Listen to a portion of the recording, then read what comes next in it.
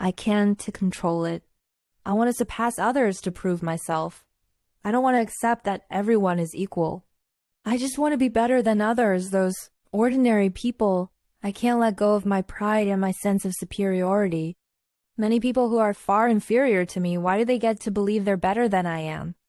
I've spent so many years to get here, and it feels like that has diluted all my achievements and value. They'll assume I only got here by dragging things out, which makes it all meaningless. Reading this comment immediately reminded me of Horney's idea of the idealized self-image. And that's what led to this script. 1. Surpassing. The word surpass runs through that comment, so let's start there.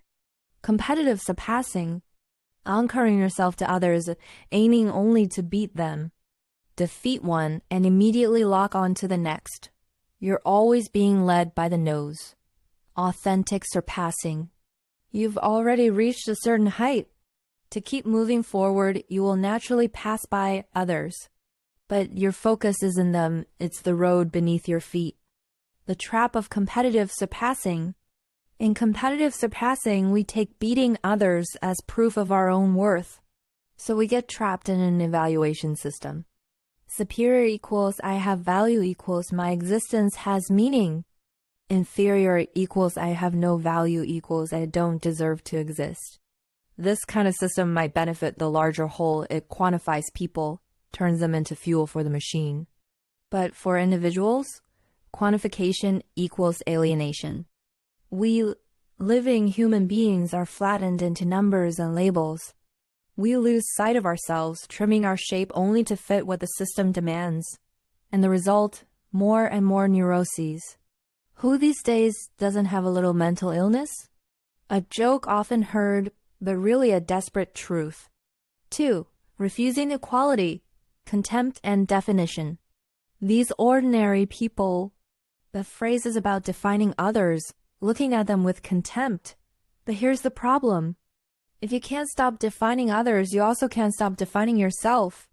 You've shoved everyone into the same evaluative framework where endless competition unfolds. And this is a race with no finish line. You can't always win. At some point, you'll be knocked down. Knocked down equals inferior equals no value equals don't deserve to exist. Self-denial becomes inevitable. Those ordinary people is already a distortion. The others you see are not real, and neither is the self you see. 3. The idealized self-image, a fictional self. This brings us to a psychological concept, Horney's idealized self-image. It's the image a person invents to escape their real self, the flawed, unsatisfying, imperfect self. At first glance, it looks like the ideal self in positive psychology, but in essence, it's not the same. The idealized self-image is destructive. It's a defense mechanism that denies problems and offers only a false sense of security. It's detached from reality, absolute and impossible to achieve. As Horney wrote, it's static. Not a goal you can work toward, but a fixed idol you worship. The more inflated a person is, the further their idealized image departs from reality. And the less real it is, the more fragile they are and the more they depend on others for validation. How can you tell? How do you distinguish a real quality from a fictional one? Look at how strongly you react when it's questioned. Qualities that truly belong to you don't need anyone's confirmation. But if it's a fabrication, the slightest doubt can shatter you. Tell a billionaire, you're actually broke. They'll just think you're ridiculous. But say the same to someone who's poor yet desperately trying to appear rich, and they'll likely explode. Likewise, someone constantly posting heavily edited photos and asking, "Am I pretty?" That's someone trying to reinforce a fictional idealized self.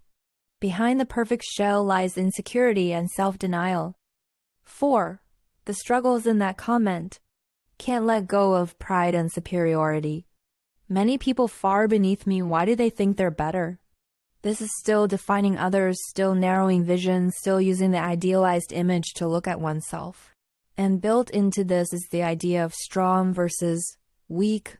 Again, the framework of evaluation. So the questions are, what does far beneath mean?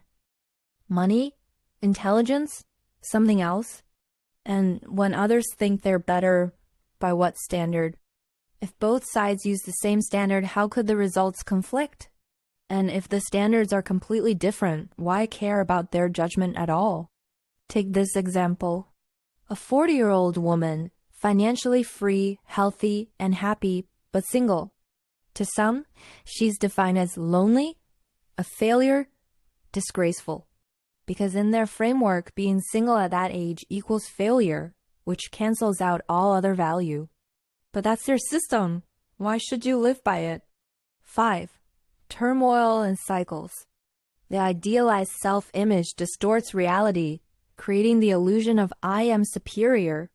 To sustain that illusion, people often demean or twist the image of others. That comment drips with superiority, born above others, naturally better than those ordinary people. This is classic, turning the urge to surpass into the fantasy of innate talent. But beneath it is turbulence, swinging between the idealized self, perfect, and the depreciated self, worthless. I spent years to get here, which diluted all my achievements. It's too late, meaningless. That's the depreciated image at work, exaggerating flaws, amplifying inferiority. This turmoil happens because the idealized self-image is inherently unstable, is fictional. Any outside criticism or clash with reality makes it shake, makes it collapse. Once it collapses, you fall into the depreciated self-image. And to escape the pain of inferiority, you rebuild yet another idealized image. The cycle repeats endlessly. So the whole state becomes a pendulum swing. At times, extreme arrogance, convinced you are the idealized self.